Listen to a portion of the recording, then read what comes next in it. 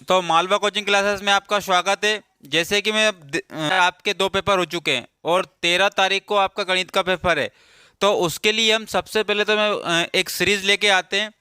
3 से 4 वीडियो में हम पूरे के पूरे ऑब्जेक्टिव को ख़त्म करने वाले हैं, किसके, गणित के। और गणित में आप मुझे उतने ही इंपॉर्टेंट आपके क्वेश्चन रहेंगे। तो 32 नंबर के आपके क्या रहेंगे, ऑब्जेक्टिव। तो ऑब्जेक्टिव के बिना आप अच्छी परसेंटेज तक नहीं पहुंच पाओगे। और हमें समय बचाने के लिए क्या करना होगा, हम करेंगे इस परीक्षा अध्ययन का सॉल्यूशन, अर्थात पूरे के पूरे ऑब्जेक्टिव का सॉल्यूशन करेंगे। तो आप सभी अपने अपने स्थान पर ये परीक्षा अध्ययन को निकाल करके बैठिएगा, ताकि मैं क्वेश्चन नहीं बोलूँगा, सिर्फ और सिर्फ मैं क्या बोलूँगा, सॉल्यूशन बोलूँगा और आपको समझाऊँगा कि ये ऑब्जेक्टिव इस प्रकार से सॉल्व होगा। तो ऑब्जेक्टिव को कम से कम टाइम में हम एग्ज़ाम में किस प्रकार से सॉल्व कर सकते हैं, क्योंकि आपको इस ऑब्जेक्टिव से टाइम बचा करके कहाँ लगाना है, क्वेश्चनों में लगाना है। और अक्सर देखा गया है कि स्टूडेंट का जो मैथमेटिक्स का जो पेपर होता है उसमें टाइम कम पड़ जाता है। क्योंकि उसका क्या कारण होता है, क्योंकि आपको नए नए कॉन्सेप्ट पता नहीं होते हैं ऑब्जेक्टिव को सॉल्व करने के। तो इसलिए आज मैं आपको पूरी की पूरी ये परीक्षा अध्ययन का क्या करवाऊंगा, सॉल्यूशन करवाऊंगा, और वो भी अध्याय 1 से, यूनिट 1 से, और पूरे के पूरे ऑब्जेक्टिव हम करने वाले हैं। तो आप सभी लोग है ना, बढ़िया अच्छे से इत्मीनान से बढ़िया फ्री होकर के बैठ जाइएगा, ताकि सबसे पहले आप सॉल्व करना, उसके बाद में फिर वीडियो देखना। अगर नहीं आता है तो वीडियो देख लेना, और आ जाता है तो कोई बात नहीं, स्किप करके आगे बढ़िएगा। और कॉन्सेप्ट मत भूल जाना जो मैं कॉन्सेप्ट बताने वाला हूँ। तो बात करते हैं, हम स्टार्टिंग से स्टार्ट करते हैं, अर्थात यूनिट 1 से, पार्ट 1 से, पूरे के पूरे ऑब्जेक्टिव। तो निकाल लीजिए आप भी। वास्तविक संख्याओं से प्रारंभ करते हैं। किससे, वास्तविक संख्याओं से प्रारंभ करते हैं। जैसे कि इसमें दिया है पहला ऑब्जेक्टिव, किसी पूर्णांक m के लिए प्रत्येक समपूर्णांक का रूप क्या होगा। तो सबसे पहले एक तो पूर्णांक क्या दिया है आपको, m दिया। क्या दिया है, पूर्णांक आपको m दिया है। तो ये पूर्णांक आपको m दिया है, तो ये कुछ भी हो सकता है, या तो ये विषम हो सकता है या सम हो सकता है, ये अभाज्य भी हो सकता है। लेकिन हमें क्या बनाना है, सम पूर्णांक बनाना है। तो किसी भी नंबर में 2 का इंटू करने पर वो क्या बन जाता है, सम बन जाता है, अर्थात 2m आपका क्या हो जाएगा, सम हो जाएगा। उसके बाद देखो, अगर यही m अगर विषम पूर्णांक है, कैसा पूर्णांक है, विषम पूर्णांक है, तो विषम पूर्णांक है तो सम कैसे बनेगा, तो इस m में क्या प्लस कर दोगे, 1 प्लस कर दोगे, क्योंकि ये पहले से ही क्या है, विषम। अर्थात देखो 13 है, 13 में 1 प्लस किया कितने होगा, 14। 15 है, विषम है, 1 प्लस किया कितने होगा, 16। तो ये भी सम, ये भी सम। अर्थात अगर m विषम पूर्णांक है और उसमें 1 प्लस कर देने पर क्या बन जाता है, सम पूर्णांक बन जाता है। क्या बन जाता है, सम पूर्णांक बन जाता है। और अगर m एक क्या है, सम पूर्णांक है, क्या है, सम पूर्णांक है। अगर सम पूर्णांक m है और आपको विषम बनाना है, क्या बनाना है, विषम, तो इस m से क्या माइनस कर दोगे, 1 माइनस कर दोगे, तो ये बन जाएगा, विषम बन जाएगा। क्या बन जाएगा, विषम। अगर ये सम पूर्णांक है क्या, m, तो इसको विषम बनाने के लिए क्या करना पड़ेगा, -1 करना पड़ेगा।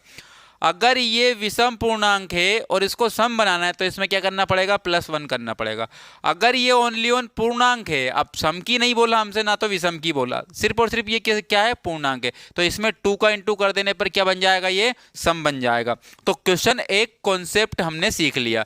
तो ये क्वेश्चन भले ही एक सोल्व हुआ है, लेकिन इसके कॉन्सेप्ट हमने सीख लिए। दूसरा, ये विषम पूर्णांक है और इसको सम बनाना है तो इसमें क्या करना पड़ेगा, +1 करना पड़ेगा। अगर ये ओनली ऑन पूर्णांक है, अब सम की नहीं बोला हमसे, ना तो विषम की बोला, सिर्फ और सिर्फ ये क्या है, पूर्णांक है, तो इसमें 2 का इंटू कर देने पर क्या बन जाएगा, ये सम बन जाएगा। तो दूसरे क्वेश्चन को देखते हैं। यदि किसी पूर्णांक, दूसरे ऑब्जेक्टिव को देख रहे हैं, ऑब्जेक्टिव कौन सा, दूसरा, किसी पूर्णांक q के लिए प्रत्येक विषम पूर्णांक का रूप क्या होगा। अगर q के लिए बनाना है, हमें किसके लिए बनाना है, q के लिए विषम पूर्णांक बनाना है। तो ये क्या है, पूर्णांक है। अब ये पूर्णांक कोई सा भी हो सकता है, पूर्णांक है बस, और इसको क्या बनाना है, विषम बनाना है। तो इसमें से या तो आप माइनस कर दो, एक रूप तो ये बन जाएगा, एक रूप तो ये बन जाएगा। अगर ऑप्शन में यह ना मिले तो फिर आपको क्या करना है, तो 2 का इंटू करना है, किसमें, क्यू में। तो ये कौन सा वर्ग, कौन सा रूप बन गया, ये सम पूर्णांक बन गया। और उसमें से सम में से जब 1 माइनस करोगे आप तो क्या बन जाएगा, विषम बन जाएगा। अर्थात 2q - 1 आपका क्या हो जाएगा, राइट आंसर हो जाएगा। या फिर आप क्या कर सकते हो, इस -1 की जगह पर आप क्या कर सकते हो, +1 भी कर सकते हो। तो ये भी एक क्या है, विषम पूर्णांक है। 2q प्लस -1, ये भी एक क्या, विषम पूर्णांक है, क्योंकि ये क्या बन गया, सम, और सम में एक जोड़ने पर क्या बन जाता है, विषम। ये क्या बन गया, सम, सम में एक घटाने पर क्या बन जाता है, विषम। तो ये दोनों ही क्या हो जाएंगे, आपके विषम पूर्णांक हो जाएंगे। तो जो भी आपके ऑब्जेक्टिव में आ जाए वो लिख देना। अब आपको तीसरा ऑब्जेक्टिव बताना है, किसका पढ़ रहे हैं, इसका तीसरा ऑब्जेक्टिव। ध्यान रखना, आप परीक्षा दिन को निकाल के बैठना, तभी जाकर के मजे आएंगे। एन का वर्ग -1, एन का वर्ग -1, ये किससे विभाज्य है, 8 से विभाज्य है। किससे विभाज्य है, 8 से। तो एन बराबर क्या होना चाहिए, तो आप ध्यान से समझो, ये क्या नंबर है, सम नंबर है, इवन नंबर है। अब आप ध्यान से देखो, ये -1 हो रहा है, अर्थात ये पूरा का पूरा नंबर क्या बन रहा है, विषम बन रहा है, क्योंकि ये एन का वर्ग होगा, क्या होगा, एन का वर्ग। एक काम करते हैं हम, ये एन को अगर मैं क्या मान लूं, विषम मान लूं, क्या मान लूं मैं, विषम।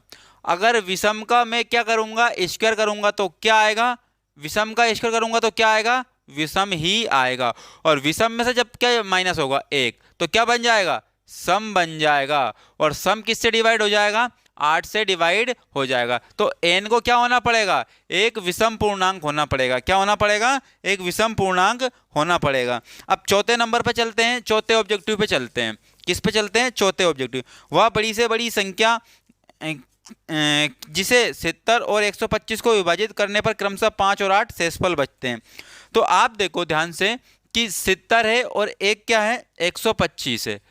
अब एक कोई एक ऐसा नंबर होगा बड़ी से बड़ी, अर्थात HCF ज्ञात करना है। इसका क्या करना है, HCF ज्ञात करना है। अगर इस HCF से मैं इसमें भाग देता हूं तो शेषफल क्या बचना चाहिए, 5 बचना चाहिए। क्या बचना चाहिए, 5। और इसमें अगर भाग देता हूं तो क्या बचना चाहिए, 8 बचना चाहिए। क्या बचना चाहिए, 8। और इसके मैं आपको ऑब्जेक्टिव बता देता हूं, 13, 65, 875 और 1750। तो इनमें से जो HCF निकालना है, तो कभी भी संख्या से बड़ा HCF नहीं हो सकता है, संख्या से बड़ा HCF नहीं हो सकता है। तो आप मुझे बताओ ध्यान से कि 70 में से अगर मैं माइनस करूंगा 5 तो क्या बच जाएगा, 65। अगर 125 में से मैं माइनस करूंगा 8 तो कितना बच जाएगा, 117। तो वो 65 और 117 पूर्ण रूप से डिवाइड होना चाहिए। तो कौन सा नंबर होगा, तो 65 से 65 डिवाइड तो जाएगा, लेकिन 65 से 117 डिवाइड नहीं होंगे। अर्थात ये तीनों नंबर सारे के सारे बड़े हो जाएंगे। तो 13 पंजे 65 और 13 नमकी 117, अर्थात HCF क्या हो जाएगा आपका, 13 हो जाएगा। आगे चलते हैं, तो हम यहाँ पर क्या चल रहे हैं, स्पीड से चल रहे हैं, ताकि अपने ऑब्जेक्टिव बहुत ज़्यादा कवर हो जाए और आपको कम टाइम में ही ज़्यादा से ज़्यादा चीज़ें कवर कर लो। लेकिन उसके लिए आपको परीक्षा अध्ययन खोल के रखना पड़ेगा।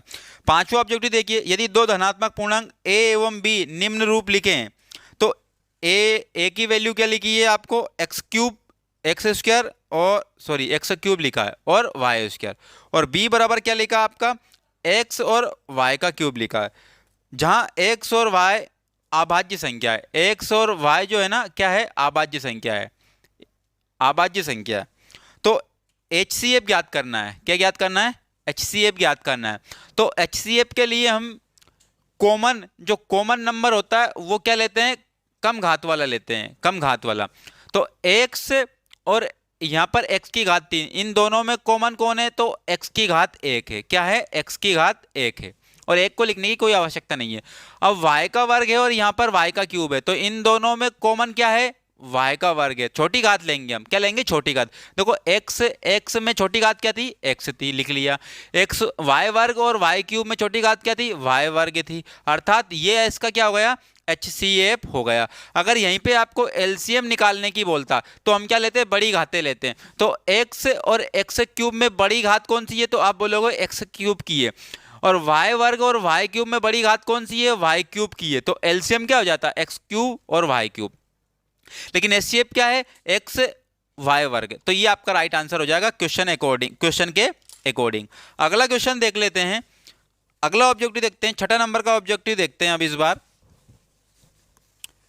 तो यदि दो धनात्मक पूर्णांक p एवं q निम्न तरह व्यक्त किए जा रहे हैं, अर्थात p को व्यक्त किया जा रहा है किसके रूप में, a b का वर्ग, और q को निरूपित किया जा रहा है ए का क्यूब और बी का।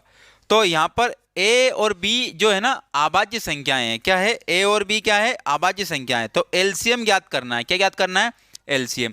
अभी जस्ट मैंने बोला है आपसे कि एलसीएम में बड़ी घातें लेते हैं, एचसीएफ में छोटी घातें, एलसीएम में बड़ी घातें कॉमन। तो ए और ए में बड़ी घात कौन सी है? तो ए क्यूब बड़ी घात हो जाएगी। बी और बी वर्ग में बड़ी घात कौन सी है? तो बी वर्ग हो जाएगी। अर्थात ये क्या हो जाएगा? एलसीएम हो जाएगा। और यहीं आपसे एचसीएफ पूछता, क्या पूछता? एचसीएफ। तो ए क्यूब और ए में छोटी घात कौन सी है? ए। बी और बी वर्ग में छोटी घात कौन सी है? बी। तो ये क्या हो जाता? एचसीएफ हो जाता। और यहां पर एलसीएम क्या है? ये वाला। तो एलसीएम हमारा आंसर हो जाएगा ए क्यूब और बी वर्ग। ये राइट आंसर हो जाएगा। तो आगे चलते हैं यहां पर। अब सातवां ऑब्जेक्टिव देखते हैं। एक अशून्य परिमेय संख्या एवं एक अपरिमेय संख्या का गुणनफल होगा। तो भाई आप मुझे बताओ, अशून्य का मतलब वो शून्य नहीं है। क्या नहीं है? शून्य नहीं है। अगर आप मुझे बताओ कि अशून्य परिमेय संख्या एवं एक अपरिमेय संख्या का गुणनफल अगर यदि करोगे तो वो सदैव किस में होगी? अपरिमेय में होगी। क्या होगी? अपरिमेय में होगी। सदैव किस में होगी? अपरिमेय में होगी। इस बात को ध्यान रखना आप। वहाँ छोटी से छोटी संख्या जो 1 से 10 की सभी संख्याओं दोनों को सम्मिलित करें, अर्थात 1 को भी सम्मिलित करना है और 10 को भी सम्मिलित करना है। विभाज्य किससे विभाज्य? अर्थात हमें देखना है कि वो संख्या किससे विभाज्य। तो देखो आप 1 2 3 4 5 6 7 8 9 और 10, तो ये जो संख्या है दोनों को सम्मिलित से विभाज्य। अर्थात हमें बताना है कि इसका जो एलसीएम होगा वही आपका क्या होगा? आंसर होगा। इसका जो एलसीएम होगा वही क्या होगा? आपका आंसर। तो इसका एलसीएम निकालने का आप तरीका देखें तो एलसीएम निकालने का एक तरीका तो ये है आपका, लेकिन इस तरीके से अगर जाओगे तो परेशान हो जाओगे। अभी आप कर रहे हो ऑब्जेक्टिव, हमें क्वेश्चन सोल्व नहीं करना है, आप कर रहे हो ऑब्जेक्टिव। तो मैं एक नया तरीका बताता हूँ आपको एलसीएम निकालने का। या फिर एक काम करते हैं, मैं आपको ऑब्जेक्टिव बता देता हूं। ऐसे क्वेश्चन किस में आएंगे? ऑब्जेक्टिव में आएंगे। तो इसके मतलब मैं क्या बता रहा हूं? ऑप्शन। पहला ऑप्शन है 10, दूसरा ऑप्शन है 100 और तीसरा है 504 और चौथा है 25-20। कितना है? 25-20, ये ऑप्शन है।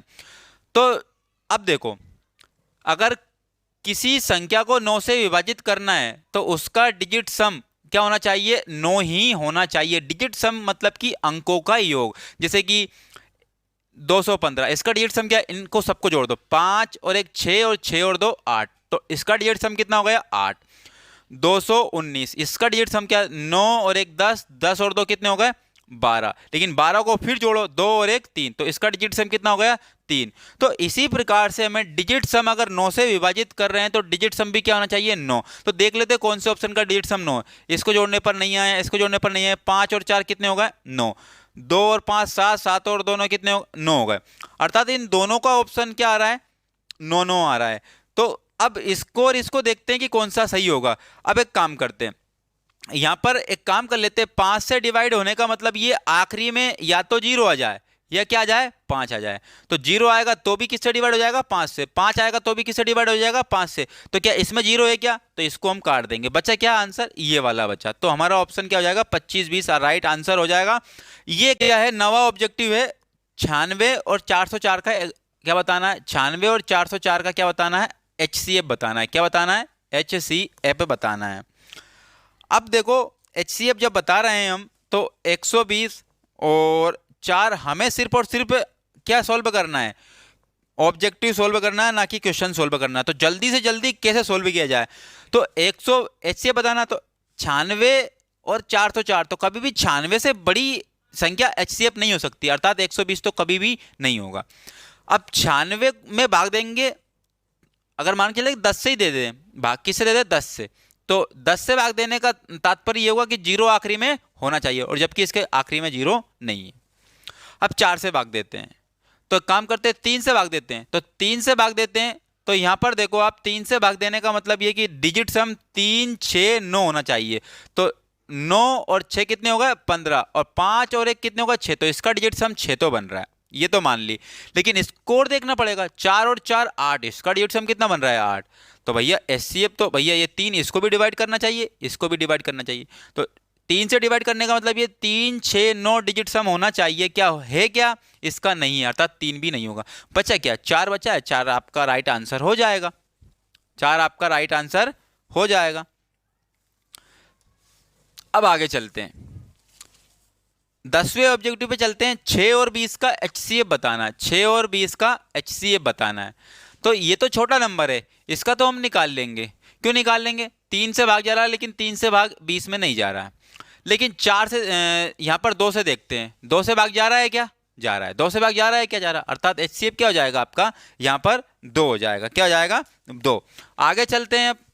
अब हम आते हैं किस पे, रिक्त स्थानों पर। किस पे आते हैं, रिक्त स्थानों पर। रूट P, जहां P एक अभाज्य संख्या होती है, एक रिक्त स्थान संख्या कहलाती है। तो आप देखो कि ये रूट P है, ये क्या है, रूट P है। और कोई सा भी नंबर और ये अभाज्य संख्या हो, ये रूट के अंदर क्या हो, अभाज्य संख्या हो, और वो रूट के अंदर है, तो वो अपरिमेय संख्या कहलाती है, अपरिमेय संख्या कहलाती है। और परिमेय संख्या कौन सी होगी, परिमेय संख्या कौन सी होगी, जो P बटे Q के रूप में हम लिख सकते हैं। जिसको बटे के रूप में लिख सकते हैं वो परिमेय संख्या होती है, जिसको बटे के रूप में नहीं लिख सकते हैं वो अपरिमेय नंबर होता है, और वो करनी के अंदर होता है। अर्थात रूट P और P एक अभाज्य संख्या है, तो ये क्या हो जाएगी, अपरिमेय संख्या हो जाएगी। तो इसका आंसर क्या जाएगा, अपरिमेय हो जाएगा। अब दूसरा रिक्त स्थान देखो, संख्याओं में प्रत्येक उभयनिष्ठ अभाज्य गुणनखंड खंडों की सबसे छोटी घात का गुणनफल। तो मैंने अभी बताया, देखो सबसे छोटी घात लेते हैं तो उसमें निकलता है HCF। क्या निकलता है, HCF। और सबसे बड़ी घात लेते हैं तो क्या निकलता है, LCM निकलता है। क्या निकलता है, LCM। तो अभाज्य गुणनखंडों की सबसे छोटी घातों का गुणनफल क्या हो जाएगा, HCF हो जाएगा, और सबसे बड़ी घातों का गुणनफल क्या हो जाएगा, LCM हो जाएगा। अगला तीसरा देखो, अब आप संख्याओं में अगर आपको मजे आ रहे हैं, मैथ के साथ एंजॉयमेंट कर रहे हो, तो वीडियो को लाइक जरूर करना और अपने दोस्तों को भी शेयर करना, ताकि उनको भी क्या है, इस वीडियो में पढ़ने का एक क्या मिले, माध्यम मिले कि इस तरीके से भी ऑब्जेक्टिव सॉल्व कराए जाते हैं। तो संख्याओं में संबंध प्रत्येक अभाज्य गुणनखंड की सबसे बड़ी घात, अभी बोला मैंने, सबसे बड़ी घात, सबसे बड़ी घात, ठीक है ना, सबसे छोटी घात, छोटी घात वाला HCF, बड़ी घात वाला LCM। तो तीसरे नंबर के रिक्त स्थान में क्या आ जाएगा, LCM आ जाएगा। क्या आ जाएगा, LCM। अब चौथे नंबर पे चलते हैं, और LCM को आप जानते ही हो, लघुत्तम समाकवर्तक, HCF को महत्तम समाकवर्तक, वो आप देख लेना, आपके एंड पे छोड़ रहा हूं इसको मैं। कोई संख्या P बटे Q, जहां P और Q आपस में अभाज्य पूर्णांक है और Q बराबर 0 नहीं है, तो अभी मैंने बोला कि P बटे Q के रूप में लिखने का मतलब ये परिमेय संख्या है। क्या है, परिमेय संख्या है। और अगर रूट के अंदर लिख रहे हैं और ये अभाज्य संख्या है तो ये अपरिमेय संख्या है, तो ये तो भाई परिमेय संख्या है। लेकिन बस अर्थ क्या है, यहाँ 0 नहीं बनना चाहिए, तो उन्होंने बोल के ही रखा है Q बराबर क्या नहीं है, 0 नहीं है। तो Q बराबर 0 नहीं है, तो ये कौन सी संख्या हो जाएगी, परिमेय संख्या हो जाएगी। अब पांचवें पे चलते हैं, HCF AB into LCM AB बराबर क्या होगा, देखो ये HCF है, क्या है, HCF। AB का HCF निकाल लिया और AB का ही क्या निकाल लिया, एक A और एक B, ये एक संख्याएं हैं, क्या है, संख्याएं। तो इनका ही तो HCF, इनका ही तो HCF, और इन्हीं का ही क्या ले लिया, LCM। क्या ले लिया, LCM। तो इनका गुणनफल बराबर होता है संख्याओं के गुणनफल के बराबर। तो ये रिलेशन मिलेगा आपको, HCF इंटू LCM बराबर A इंटू B, ये रिलेशन आपको मिल जाएगा जोड़ी पर। अब यहां पर जोड़ी मिलाते हैं, 2n + 1 जहां n धन पूर्णांक है, तो 2n + 1। तो मुझे बताओ ये विषम है, विषम संख्या नहीं है क्या, मैंने आपको बताया था ये कौन सी संख्या है, विषम संख्या है। कौन सी संख्या है, विषम संख्या है। और यहां पर देखो आप, यहां पर क्या है, 2m मिलाना आप, 2m जहां m कोई धन पूर्णांक है, तो 2m तो एक सम संख्या थी। कौन सी संख्या थी, सम पूर्णांक था, सम पूर्णांक। तो ये सम पूर्णांक और ये विषम पूर्णांक। और आगे चलो, एक धन पूर्णांक क्या होता है, तो धन पूर्णांक होता है वास्तविक संख्याएं, प्राकृत संख्याएं। तो धन पूर्णांक क्या होता है, प्राकृत संख्याएं। कौन सी संख्याएं, प्राकृत संख्याएं। तो धन पूर्णांक क्या होता है, प्राकृत संख्याएं जो हमें प्रकृति से मिली है, लेकिन जीरो हमें प्रकृति से नहीं मिली है, ये आर्यभट्ट ने दिया है। किसने दिया है? आर्यभट्ट ने दिया है। तो जीरो एक प्राकृत संख्या नहीं है, पूर्ण प्राकृत संख्या हो सकती है और है भी, लेकिन प्राकृत संख्या नहीं है जीरो। आगे चलते हैं। परिमेय एवं अपरिमेय संख्याएं, परिमेय एवं अपरिमेय संख्याएं। देखो, परिमेय एवं अपरिमेय संख्याएं क्या होती है? वास्तविक होती है। क्या होती है? वास्तविक संख्याएं होती है, परिमेय हो या फिर अपरिमेय हो, अर्थात रूट में हो या फिर p/q के फॉर्म में। तो ये दोनों ही संख्याएं क्या होती है? वास्तविक संख्याएं होती है। क्या होती है? वास्तविक संख्याएं होती है। अब और देखो, यहां पर ये रूट माइनस p रूट के अंदर है और p एक क्या है? p एक क्या है? धन पूर्णांक है। क्या है? धन पूर्णांक। तो ये क्या है? अब मुझे बताओ, ये धन पूर्णांक तो है, लेकिन ये क्या लगा है? नेगेटिव लगा है। क्या लगा है? नेगेटिव लगा है। तो ये नेगेटिव लगा है, अर्थात ये हो गई काल्पनिक। क्या हो गई? काल्पनिक हो गई। क्या हो गई? काल्पनिक। अब आप देखो, ये इसको हम अधिकल्पित भी बोल देंगे। क्या बोल देंगे? अधिकल्पित भी बोल देंगे। तो ये हो गई एक अधिकल्पित भी हो गई, ठीक है ना। तो ये जो है कौन क्या मान होगा इसका? काल्पनिक होगा या फिर अधिकल्पित होगा। तो हमने यहाँ पर जोड़ी कंप्लीट कर ली है। अब बात करते हैं, हम सत्य और असत्य की बात कर लेते हैं। प्रत्येक प्राकृतिक संख्या पूर्ण संख्या होती है क्या? तो बिल्कुल सत्य। प्रत्येक प्राकृतिक संख्या 1, 2, 3, 4, 5 तो अपने आप में पूर्ण संख्या नहीं है क्या? है। क्या है? पूर्ण संख्या है। तो प्राकृतिक संख्याएं पूर्ण संख्या होती है। क्या होती है? पूर्ण। लेकिन जीरो को लगा देंगे 1, 2, 3, 4, 5, तो जीरो को मान के चले हटा दे, लेकिन फिर भी ये कौन सी कैटेगरी में आती है? पूर्ण संख्या की कैटेगरी में भी आती है और प्राकृतिक संख्याओं की कैटेगरी में भी आती है। जीरो को अगर मैं मिला दूं तो कौन सी संख्याएं बन जाएंगी? पूर्ण प्राकृतिक संख्याएं। कौन सी संख्याएं? पूर्ण प्राकृत। अगर मैं जीरो को नहीं लेता हूं तो ओनली ऑन क्या आएगा? प्राकृत संख्या आएगी। क्या आएगी? प्राकृत। अगर जीरो को जोड़ लिया मैंने, क्या आ जाएगा? पूर्ण प्राकृत आएगा। क्या आएगा? पूर्ण प्राकृत। तो प्रत्येक प्राकृत संख्या क्या होती है? पूर्ण प्राकृत संख्या होती है। तो जी बिल्कुल क्या होगा? सत्य होगा। ये प्रत्येक पूर्ण प्राकृत संख्या, प्रत्येक पूर्णांक प्राकृत संख्या होती है क्या? तो प्रत्येक पूर्णांक जो संख्या प्राकृत संख्या नहीं होती है, क्योंकि प्रत्येक ये क्या है? पूर्णांक नंबर है। ये क्या है? पूर्णांक नंबर है। तो आप मुझे बताओ कि भैया इतने ही तो नंबर प्राकृत थे और ये क्या बोल रहा है? पूर्णांक। तो प्रत्येक पूर्णांक नंबर प्राकृत संख्या नहीं होती है, क्योंकि ये जो जीरो है हमें किससे नहीं मिली है? प्रकृति से नहीं मिली है, इसलिए प्राकृत नहीं बोल रहे हैं। ये किसने दिया है? आर्यभट्ट ने दिया था। तो ये जब जीरो को हटा देते हैं तो कौन सी नंबर बनता है? प्राकृत बनता है। और तो प्रत्येक पूर्णांक नंबर प्राकृत होता है क्या? नहीं होता है, क्योंकि जीरो एक पूर्णांक नंबर में आता है, लेकिन ये प्राकृत नहीं है। कॉन्सेप्ट को समझो आप। आगे चलते हैं तीसरे पे। प्रत्येक परिमेय संख्या वास्तविक संख्या होती है क्या? तो अभी देखा है कि परिमेय संख्या p/q के फॉर्म में लिख सकते हैं परिमेय संख्या को, और ये वास्तविक संख्या होती है। क्या होती है? वास्तविक संख्या होती है। और आगे चलते हैं, तो सत्य होगा ये ना। प्रत्येक वास्तविक संख्या अपरिमेय संख्या होती है क्या? तो प्रत्येक वास्तविक संख्या अपरिमेय संख्या नहीं होती। तो प्रत्येक वास्तविक संख्या अपरिमेय संख्या नहीं होती है। क्या बोला क्वेश्चन में? प्रत्येक वास्तविक संख्या अपरिमेय संख्या नहीं होती है, लेकिन अपरिमेय संख्या वास्तविक होती है। अर्थात ये जो है p, ये वास्तविक है। क्या है? वास्तविक। तो प्रत्येक अपरिमेय संख्या वास्तविक तो होती है, लेकिन प्रत्येक वास्तविक संख्या क्या नहीं होती है? परिमेय नहीं होती है। तो प्रत्येक अपरिमेय संख्या क्या कहलाती है? वास्तविक कहलाती है। लेकिन प्रत्येक वास्तविक संख्या क्या नहीं कहलाएगी? अपरिमेय संख्या नहीं कहलाएगी। और आगे चलते हैं, तो ये क्या हो जाएगा? असत्य हो जाएगा। अब पांचवें पे चलते हैं। किस पे चलते हैं?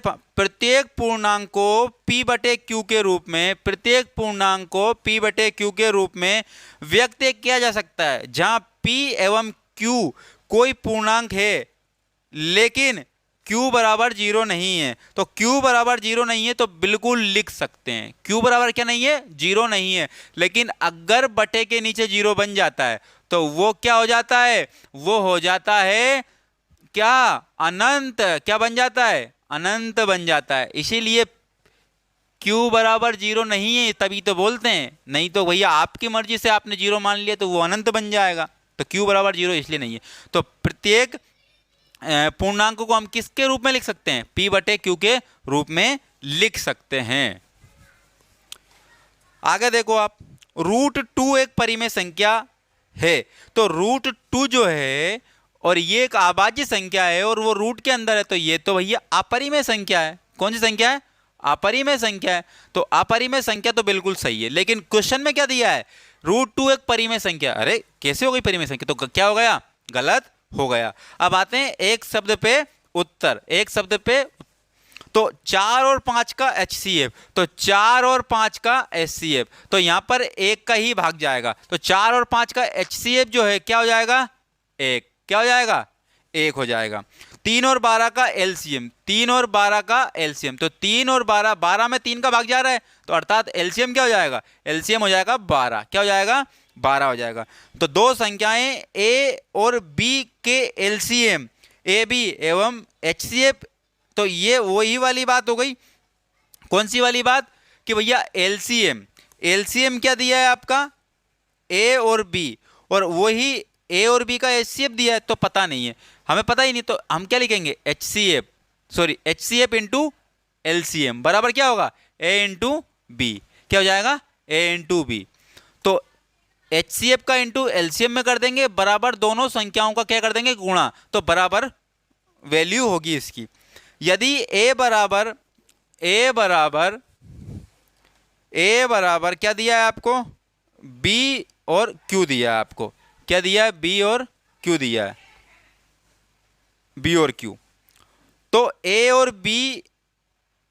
B में क्या संबंध है, A और B में क्या संबंध है, तो यहां पर बताना है A और B में बताना है। क्या बताना, B में। तो A बराबर क्या दिया है, B इंटू Q दिया है। तो यहां पर A और B में संबंध, ये जो है ना आपस में क्या है, सहअभाज्य संख्या है। क्या है, ये कौन से, सॉरी सहअभाज्य संख्या नहीं, मतलब कि अगर मैं बात बोलूं, ये एक नंबर है, क्या है, ये एक नंबर, तो इसका फैक्टर क्या है, A है, और A का फैक्टर क्या है, B है। तो ये जो दोनों है ना क्या है, आपस में A और B ये क्या है, गुणनखंड है। क्या है, गुणनखंड। और फैक्टर को ही क्या बोलते हैं हिंदी में, गुणनखंड बोलते हैं। A का फैक्टर क्या है, B, और B का फैक्टर क्या है, A। तो ये क्या है, आपस में गुणनखंड है, अर्थात फैक्टर है। तो यहां पर हमने एक शब्द में उत्तर भी देख लिया। तो यहां पर हमने एक पार्ट के ऑब्जेक्टिव कंप्लीट कर लिए। अब दूसरे पार्ट पे आते हैं, अब बहुपद पे आते हैं। ये वाला देखना आप, सेकंड नंबर चैप्टर की बहुपद, इस बहुपद को अब सोल्व करने जा रहे हैं। चर, अब चर देखो आप, सबसे पहली बात तो चर और अचर, चर और अचर। तो चर जो है x y में रहेगा, और अचर है वो किस में रहेगा, नंबर में रहेगा। किस में रहेगा, नंबर में रहेगा, और ये अल्फाबेट में रहेगा। अर्थात चर जो होती है ABCD होती है। क्या होती है, ABCD के कोई भी अल्फाबेट आ जाए। और अचर क्या होता है, कोई भी संख्या आ जाए। क्या आ जाए, कोई भी संख्या आ जाए। अब देखो क्या बोल रहा है, अब हम क्या देख रहे हैं, ऑब्जेक्टिव देख रहे हैं।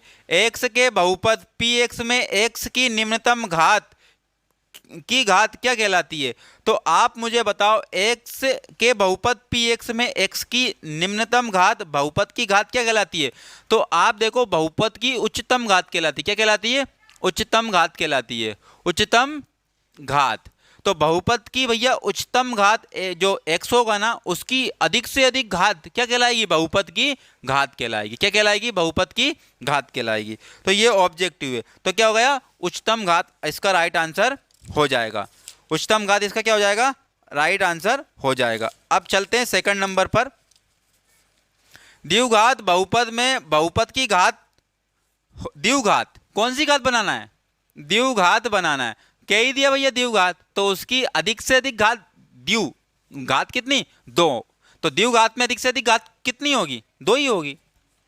द्विघात अर्थात अब तीसरे में देखो, ये ax का स्क्वायर प्लस bx प्लस, देखो मैं अभी आपको क्या करवा रहा हूँ, ऑब्जेक्टिव सोल्व करवा रहा हूँ, ना कि क्वेश्चन, ना ही कॉन्सेप्ट। मतलब कॉन्सेप्ट तो करवा रहा हूँ मैं इसके, लेकिन मैं डिटेल में अभी नहीं बता सकता हूँ, क्योंकि अभी हम ऑब्जेक्टिव कर रहे हैं। अगर डिटेल में बताने लग गए तो उतनी जल्दी हमारे ऑब्जेक्टिव कंप्लीट नहीं होंगे, क्योंकि हमें मिनिमम ओनली 3 दिन बच रहे हैं, और 3 दिन में हमें क्वेश्चन भी सोल्व करना है और ऑब्जेक्टिव भी सोल्व करना है। तो ax² plus bx plus c, ये क्या होता है, एक मानक रूप होता है किसका, बहुपद का। क्या होता है, बहुपद का। तो द्विघात बहुपद में ax² plus bx plus c के शून्यक का योगफल कितना होगा।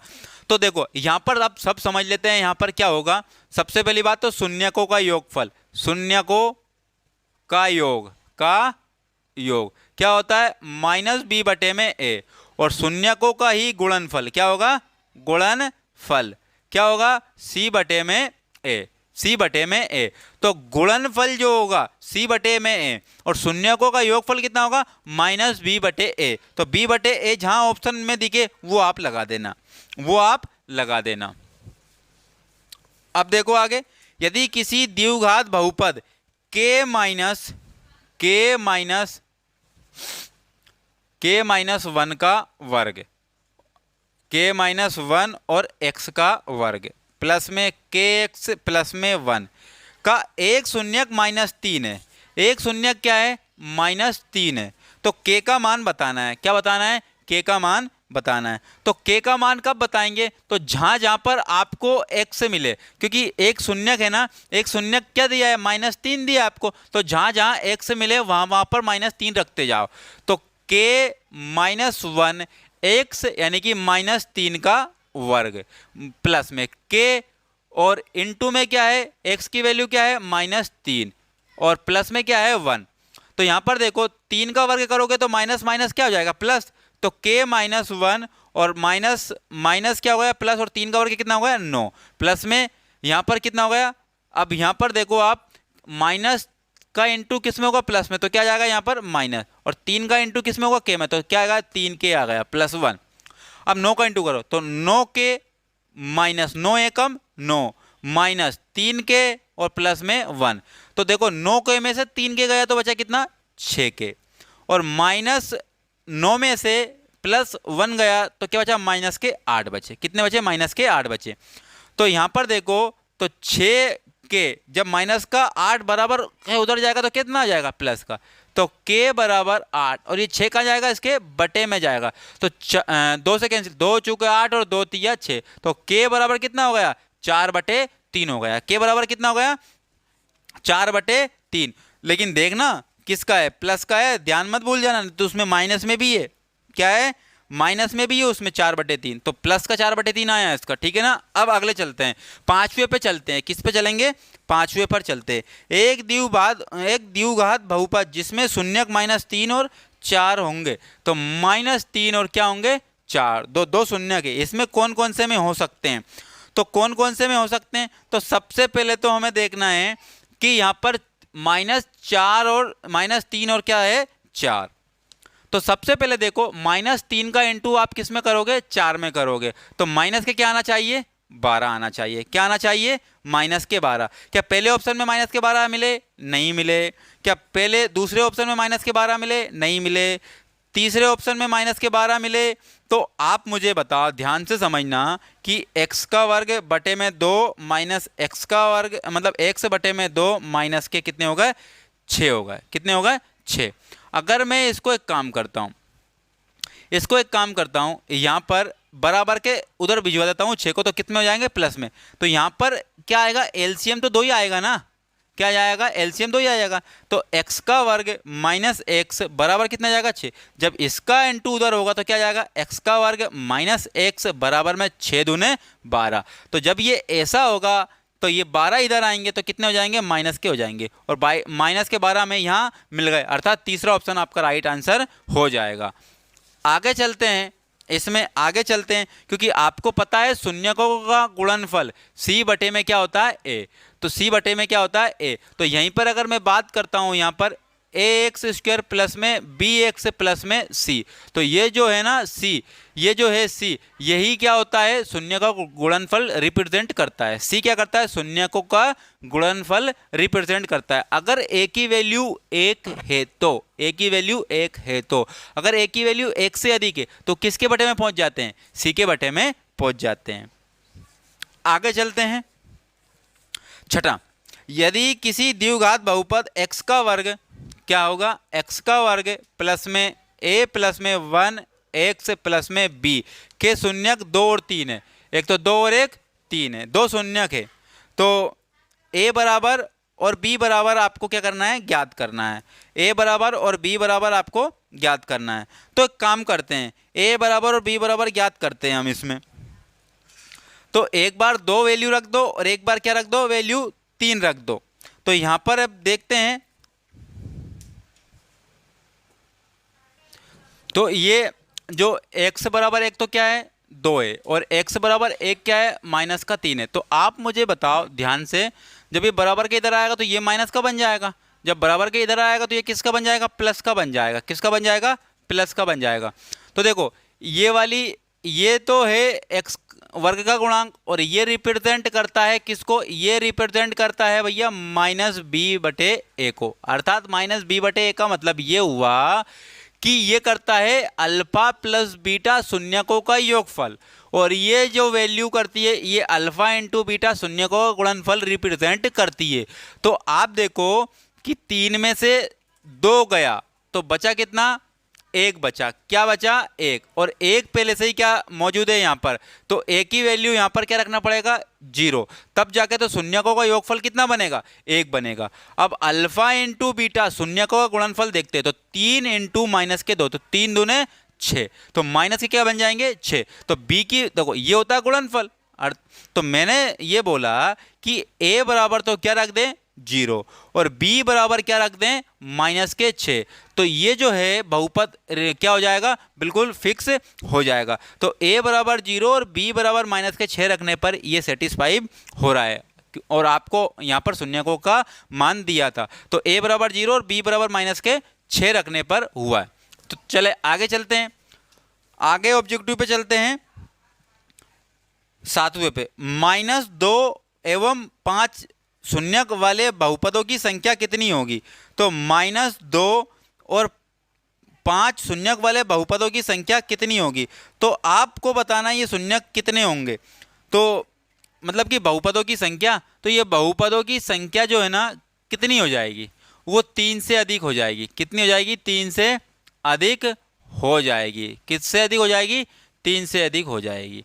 यहाँ पर बहुपदों की संख्या पूछ रहा है, क्या पूछ रहा है, बहुपदों की संख्या पूछ रहा है, तो 3 से अधिक। तो बहुपदों की देख लेते हैं। अब एक त्रिघात घन बहुपद ए एक्स क्यूब प्लस में बी एक्स वर्ग प्लस में सी एक्स प्लस में डी एक शून्य, तो 2 अन्य शून्यकों का गुणनफल क्या होगा। तो 2 अन्य शून्यकों का गुणनफल बताना है यहाँ पर।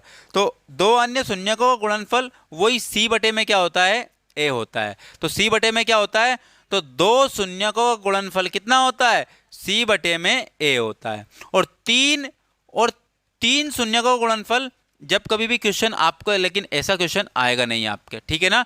तो आपका 2 तक ही पूछेगा। आपको दिया था बहुपद कौन सा, 3 तक दिया था, और आपसे पूछा क्या, 2 शून्यकों का गुणनफल। तो 2 शून्यकों का गुणनफल कितना होता है, सी बटे में ए हो जाता है, ठीक है ना। आगे चलते हैं। यदि किसी त्रिघात घन बहुपद x का क्यूब प्लस में एक्स वर्ग प्लस में bx प्लस में c का एक शून्यक क्या है, -1 है, तब अन्य 2 शून्यकों का गुणनफल। अच्छा ये पूछ लिया, फिर तो बताना पड़ेगा। तो क्या होगा यहाँ पर, अन्य शून्यकों का गुणनफल क्या होगा, तो b माइनस ए प्लस में 1, b माइनस में a प्लस में 1। तो आप देखो ये b है, ये क्या है, b। अगर इसमें से मैं माइनस कर देता हूँ क्या, a को, क्या माइनस कर देता हूँ, इस a को मैं माइनस कर देता हूँ, और क्या कर देता हूँ, +1 कर देता हूँ, तो आपको यहाँ पर क्या मिल जाएगा, शून्य का गुणनफल मिल जाएगा। जब कभी भी क्वेश्चन करने का मौका आएगा, जब कभी भी क्वेश्चन करने का मौका आएगा तो मैं इसका रिलेशन आपको समझाऊंगा। लेकिन यहाँ पर क्या वर्ग प्लस 99x प्लस में 127 के क्या बताना है आपको, शून्यक बताने हैं। तो शून्यक देखो, तो शून्यक दोनों ऋणात्मक, दोनों ऋणात्मक और दोनों धनात्मक, दोनों धनात्मक और एक ऋणात्मक, एक ऋणात्मक और एक आत्मक और एक धनात्मक। तो ये जो है ना कब कब होंगे ये बताना है हमें। तो ध्यान से समझो बात को, यहां प्लस, देखना यहां प्लस और यहां भी प्लस, तो यहां प्लस यहां भी प्लस, तो प्लस का विपरीत साइन क्या होता है, माइनस। तो दोनों क्या हो जाएंगे, ऋणात्मक हो जाएंगे। तो यहां भी प्लस यहां भी प्लस, तो उस कंडीशन में प्लस का विपरीत साइन क्या होगा, माइनस होगा, अर्थात माइनस को क्या कहते हैं, ऋणात्मक कहते हैं। तो दोनों मूल क्या होंगे, ऋणात्मक होंगे। लेकिन समझना बात को, अगली बार या तो प्लस ही होगा, ये क्या होगा, प्लस होगा, लेकिन यहां पर क्या आ जाएगा, माइनस आ जाएगा। क्या आ जाएगा, यहां तो प्लस ही होगा, दोनों ही कंडीशन में क्या होगा, प्लस, लेकिन प्लस था यहां पर तो प्लस का विपरीत साइन माइनस, तो ऋणात्मक होगा दोनों शून्य। अब यहां पर क्या हो गया, माइनस, तो अब मैं थोड़ा सा मिटा रहा हूं, यहां पर क्या बन गया, माइनस, तो यहां तो प्लस ही रहना, लेकिन यहां क्या रहना है, माइनस। तो मुझे बताओ माइनस का विपरीत साइन क्या होता है, प्लस। तो दोनों मूल क्या होंगे, धनात्मक हो जाएंगे, दोनों मूल क्या हो जाएंगे, धनात्मक। लेकिन एक कंडीशन और बनती है, अब ये प्लस भी हट जाए, चला एक तरफ, अब तू आ माइनस, तो ये अब दोनों माइनस माइनस है, तो यहां भी माइनस, यहां भी माइनस। तो इसको नहीं देखना, छोड़ो इसको नहीं देखना है, आप इस पे देखना है, क्योंकि दोनों कंडीशन में यहां क्या था, प्लस प्लस। अब एक अचानक से बदलाव आया, माइनस हो गया, ओ तेरी का, ये माइनस कैसे आ गया, इसमें कुछ घोटाला है, गड़बड़ घोटाला। तो देखेंगे माइनस जब होगा ये, तो उसमें तो एक धनात्मक होगा और एक ऋणात्मक होगा, एक धनात्मक एक ऋणात्मक। कब, जब यहां माइनस होगा तब। अब फिर डबल से, अगर यहां पर प्लस हुआ और यहां पर भी प्लस, तो प्लस का विपरीत साइन माइनस, तो दोनों मूल ऋणात्मक। यहां प्लस और यहां माइनस, यहां प्लस और यहां माइनस, तो माइनस का विपरीत साइन क्या होता है, माइनस का विपरीत साइन होता है क्या, प्लस, तो दोनों मूल धनात्मक। लेकिन अब गड़बड़ घोटाला, यहां तो दोनों बार प्लस आ रहा था, लेकिन इस बार माइनस। अच्छा बेटा तू रुक जा, कुछ नहीं सोचना समझना, बस ये देखना है। अच्छा, एक बार ऋणात्मक एक बार धनात्मक, खेल खत्म, पैसा आ जा, आगे चलो। अब आगे चलते हैं 11वें पे। किस पे चलेंगे, 11वें पे। यदि किसी वर्ग द्विघात बहुपद में, यदि किसी द्विघात बहुपद में x का ax वर्ग प्लस में bx प्लस में c, और यहां पर c बराबर क्या नहीं है, 0 नहीं है, कि शून्यक समान हो तब। तो शून्यक जब समान होंगे तब क्या होगा इसका, तो शून्यक जब समान होंगे तो शून्यक कब समान बनाना है, क्या बनाना है, समान बनाना है।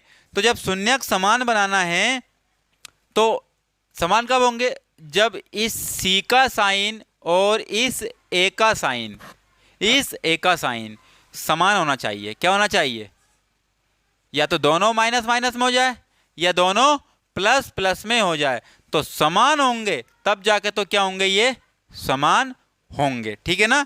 तो A और C के चिन्ह क्या होने चाहिए, समान होने चाहिए, तब जाके मूल क्या होंगे, अर्थात शून्यक समान होंगे। अर्थात अब 12वें पे चलते हैं। यदि द्विघात बहुपद ax, द्विघात बहुपद ax का वर्ग प्लस में bx प्लस में शून्यक, मतलब c के शून्यक, एक तो अल्फा और एक बीटा है, तो अल्फा इंटू बीटा का मान ज्ञात करना है। तो अल्फा इंटू बीटा c बटे में क्या आ जाएगा, a आ जाएगा, c बटे में a आ जाएगा। और देखो अल्फा प्लस बीटा का मान माइनस बी बटे ए, अल्फा इंटू बीटा का मान सी बटे ए, इसको मत भूल जाना। यहाँ से अब आगे चलते हैं यहाँ पर, 13वें नंबर पर चलते हैं। बहुपद x का वर्ग -3, तो शून्यक बताना है, तो x बराबर उधर जाएगा तो 3 हो जाएगा, और वर्ग वर्ग जब हमारी मर्जी से लगाते हैं तो प्लस माइनस खुद ब खुद लगा लेते हैं हम। तो x बराबर, तो x के मूल क्या होंगे, प्लस माइनस √3 में होंगे। क्या होंगे, प्लस माइनस √3 में होंगे। अर्थात कौन सा आंसर हो जाएगा, तो ये हो जाएगा ए नंबर का ऑप्शन राइट हो जाएगा। अब 14 अर्थात आखिरी ऑब्जेक्टिव पे चलते हैं। त्रिघात बहुपद के कितने शून्यक होंगे। देखो, बहुपद की जितनी घात उतने शून्यक।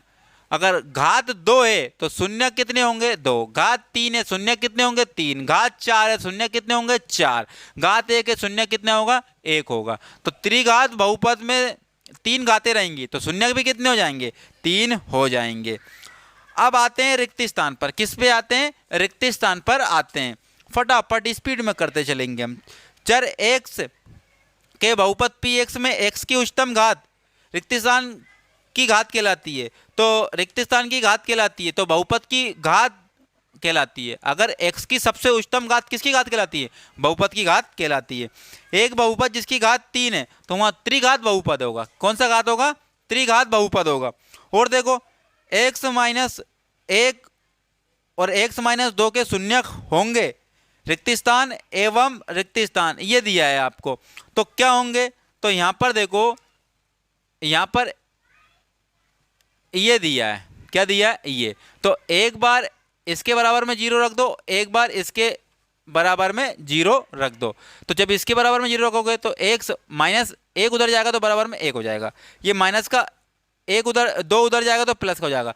तो 1 और 2, तो पहले में तो लिखेंगे 1 और दूसरे में लिखेंगे 2। दो बहुपदों का योग होता है। तो दो बहुपदों का योग क्या होता है, दो बहुपदों का योग एक बहुपद कहलाता है। दो बहुपदों का योग क्या कहला जाएगा, एक बहुपद कहला। अर्थात दो बहुपदों को जोड़ देंगे तो एक ही बहुपद बन जाएगा जोड़ने के बाद में। ax का वर्ग प्लस में bx प्लस में c एक रिक्त स्थान बहुपद का उदाहरण है।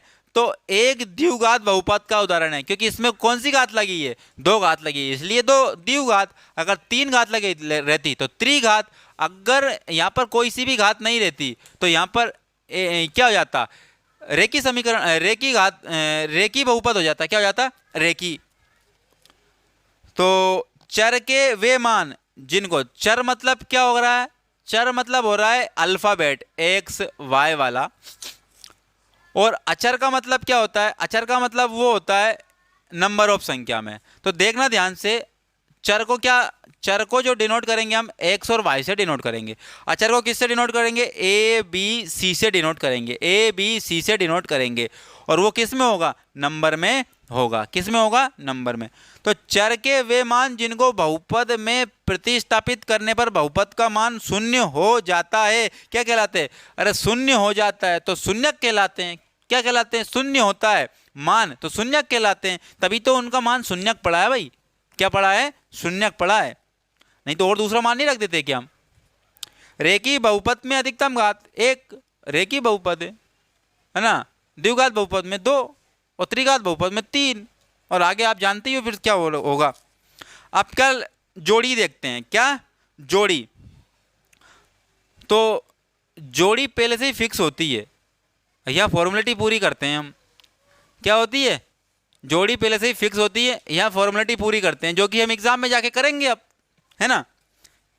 दो बहुपदों का गुणनफल, अब भाई दो बहुपदों का गुणनफल, दो बहुपदों का योग एक बहुपद बनेगा। और क्या बनेगा, क्या बनेगा, एक बहुपद बनेगा, ठीक है ना। दो परिमेय व्यंजकों का योग, दो परिमेय व्यंजकों का योग एक परिमेय व्यंजक होता है। अरे योग करो या गुणा करो, ठीक है ना। 2 का करोगे, 3 का करोगे तो वो सिंगल में काउंट हो जाएगा। तो बहुपद, दो बहुपदों का गुणनफल 1, दो बहुपदों का योगफल 1, आप किस पे आते हैं, व्यंजकों। दो परिमेय व्यंजकों का गुणनफल 1 परिमेय व्यंजक, दो परिमेय व्यंजकों का योगफल 1 परिमेय व्यंजक। क्या दिक्कत है उसमें। देखो आप x का वर्ग प्लस में 2 और रूट के अंदर आप देखो यहाँ क्या है भैया, ये तो भाई आप एक कंडीशन समझ लो, बहुपद होने की एक कंडीशन समझ लो। एक्स कभी भी रूट में नहीं हो सकता है, अगर रूट में है तो वो क्या नहीं होगा, बहुपद नहीं होगा। और एक्स की घात ऋणात्मक नहीं हो सकती है, ऋणात्मक नहीं हो सकती। और एक्स कभी भी बटे में नहीं रहेगा, बटे में नहीं रहेगा। अगर वो करनी में तो बहुपद नहीं होगा, अगर इसकी घात अगर माइनस में बहुपद नहीं होगा, ये अगर बटे में पहुंच जाता तो बहुपद नहीं होगा। ये कंडीशन है। तो आप मुझे बताओ, रूट के अंदर पहुंच गया एक्स, अर्थात बहुपद है ही नहीं, तो जोड़ी में देख लो बहुपद नहीं है, कहाँ मिलेगा। तुम मिलाओ ना जोड़ी, मैंने तुम्हें सौंप रखा है जोड़ी। जब फॉर्मेलिटी पूरी करना है तो आपको करना है वो फॉर्मेलिटी पूरी। देखो एक्स प्लस में 2 और अंडर रूट एक्स प्लस में 3। पहली बात तो ये व्यंजक है, क्या है, व्यंजक। लेकिन फिर ओ तेरी का फिर रूट में आ गया, ये है ही नहीं परी में व्यंजक, ठीक है ना, ये परी में व्यंजक है ही नहीं, तो हम क्या करें, ही नहीं, माइनस में आ गया ना इसलिए। अब देखो ये देखो ए बी प्लस में बी सी प्लस में बी सी प्लस में सी है। तो देखो ए के ए बी सी, ए का गुणा किस में किया, पहले तो बी में कर दिया, ए बी हो गया, बी के साथ में गुणा कर दिया सी, तो बी सी हो गया। अब सी के साथ गुणा करेंगे किस में, ए में, तो मतलब चक्कर घूम रहा है, हम तो क्या कर रहे हैं, चक्कर। यहां से शुरू किया फिर यहीं खत्म, तो चक्री होगा, क्या होगा, चक्री होगा। तो यहां पर क्या होगा, चक्री क्रम है भैया, क्या है, चक्री क्रम है। ये जोड़ियां बना दी, जोड़ियां बनाने में दिक्कत थोड़ी होती है, ढूंढना पड़ता है बस जोड़ियों को, ठीक है ना। अब सत्य और असत्य पे आते हैं, किस पे आते हैं, सत्य और असत्य पर आते हैं। एक द्विघात बहुपद ax वर्ग प्लस में bx प्लस में c के रूप का होता है। ए बी सी वास्तविक संख्याएं हैं और a बराबर 0 नहीं है, तो बिल्कुल सत्य बोल दिया इसने, तो यही तो होता है एक मानक रूप। रूट x प्लस में 2 एक बहुपद, यार कितनी बार बोला है कि रूट के अंदर x नहीं होना चाहिए, बहुपद होगा क्या, नहीं होगा बहुपद, ठीक है ना, नहीं है, गलत है ये। पी एक्स में x की उच्चतम घात बहुपद की घात, हाँ ये बात जरूर बोल दी इसने, सही तो सही होगा ये, ठीक है ना। द्विघात बहुपद में केवल एक शून्यक हो, अरे यार द्विघात बहुपद में एक शून्यक होगा, अरे 2 होते हैं, तो ये गलत बोल रहा है, गलत है ये, ठीक है ना। अब आते हैं 5 पे, घात 2 के किसी बहुपद के अधिक से अधिक 2 शून्यक हो सकते, अरे घात 2 है तो बिल्कुल सही बोल रहा है, देखो ये घात 2 है तो शून्यक भी कितने हो सकते हैं, 2 हो सकते हैं, और क्या, सही है भैया। ये एक वास्तविक संख्या के और पी एक्स का शून्यक कहलाती है, तो p के बराबर 0 है, तो p के बराबर क्या है, 0। तो मुझे बता पूरे बहुपद के बराबर में क्या रखते हैं, 0, और पूरे बहुपद के बराबर, और px की पूरी वैल्यू क्या है, k, तो k बराबर में 0 नहीं रख सकते हैं क्यों, तो बिल्कुल रख सकते हैं, अर्थात ये भी सत्य होगा। घात 2 के बहुपद द्विघात बहुपद, हाँ ये बात सही है, अगर घात 2 है तो क्या कहला जाएंगे, बहुपद कहला जाएंगे, बिल्कुल सत्य। अब क्या आते हैं, एक शब्द में उत्तर आते हैं। रेखीय बहुपद की घात कितनी होती है, 1, कितनी होती है, 1। अब देखो यहां पर पी एक्स क्या है, पी एक्स, यहां पर ये क्या है, जी एक्स, क्या है, जी एक्स बराबर गुणा क्यू एक्स गुणा आर एक्स। तो भैया ये तो हम क्या कर रहे हैं, ये तो हम फैक्टर कर रहे हैं, विभाजन कर रहे हैं, इस पी एक्स का क्या कर रहे हैं, विभाजन कर रहे हैं बस। तो विभाजन कर रहे हैं, और विभाजन अगर किसी नियम के अनुसार किया जाए तो वो कहलाता है एल्गोरिदम, क्या कहलाता है, एल्गोरिदम कहलाता है। तो विभाजन एल्गोरिदम प्रक्रिया यहां पर लग रही है, क्योंकि ये 1 है और इसके बराबर में देखो कितने लिख रहे हैं हम, 3 लिख रहे हैं, यहां पर क्या लिख रहे हैं, 3। तो ये तो विभाजन हो रहा है और किसी नियम के अनुसार हो रहा है, तो नियम को कहते हैं हम एल्गोरिदम, क्या कहते हैं, तो विभाजन एल्गोरिदम के माध्यम से हुआ है। आगे देखो, यदि ax का वर्ग प्लस में bx प्लस c के शून्यक अल्फा और बीटा हो तो अल्फा प्लस बीटा का मान क्या है। तो आप बताओ, अल्फा प्लस बीटा का मान तो भैया माइनस बी बटे में a होता है, मैंने बता चुका हूं, देखो कहाँ है भैया, देख लेना आप। यदि ax वर्ग प्लस bx प्लस c के शून्यक अल्फा बीटा, तो अल्फा बीटा का मान अल्फा इंटू बीटा का मान, अल्फा इंटू बीटा का मान सी बटे में ए हो जाएगा, ठीक है ना, क्योंकि हम कर चुके हैं इसको पहले। त्रिघात बहुपद के अधिकतम कितने शून्य, लो कर लो बात, अभी पूरी रामायण खत्म हो गई, आखिरी में पूछ रहा है 3 घात है तो बहुपद शून्य कितने होंगे, 3 है, और क्या उसमें कितने हैं, 3। लो ये पार्ट भी खत्म हो गया, ठीक है ना। अब अगला पार्ट अगली वीडियो में।